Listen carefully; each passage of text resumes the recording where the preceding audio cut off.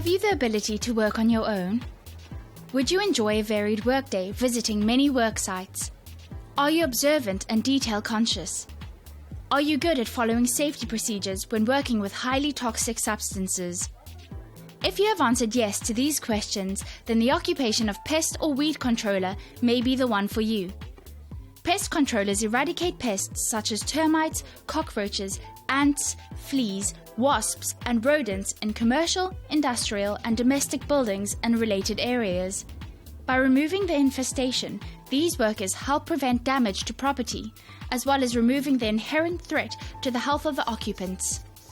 Weed controllers focus on the management of weeds, either on private property, in public places such as parks and along pavements, as well as in agricultural settings. Pest or weed controllers often work for pest control, horticultural, or agricultural concerns. Some are self-employed. Pest controllers inspect buildings and surrounding areas to identify signs of the infestation by insects, rodents, or other pests.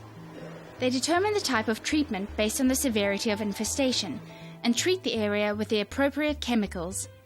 Often, when rodents are the problem, environmentally friendly traps are used rather than using poisons that are detrimental to the environment.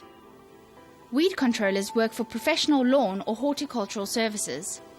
They are contracted to work on private gardens, sports fields, golf greens, and office parks. They are responsible for inspecting these areas for insects and other problems. They apply herbicides or pesticides to kill weeds, fungi, or insects without doing damage to the wanted lawn and plants. These days, many clients are inclined toward the use of biological and environmentally friendly pest management systems.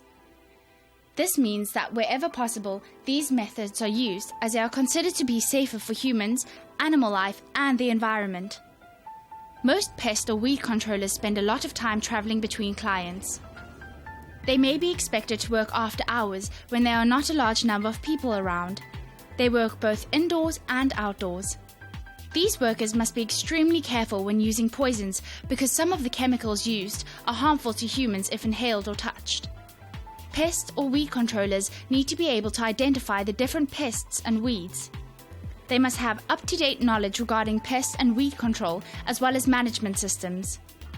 They also need to have a solid understanding of health and safety, hazardous substances, and environmental regulations when using and handling poisonous herbicides and pesticides. Depending on the job, the chemicals being used, and their environment, they may be required to wear special protective clothes, gloves, goggles, and respirators.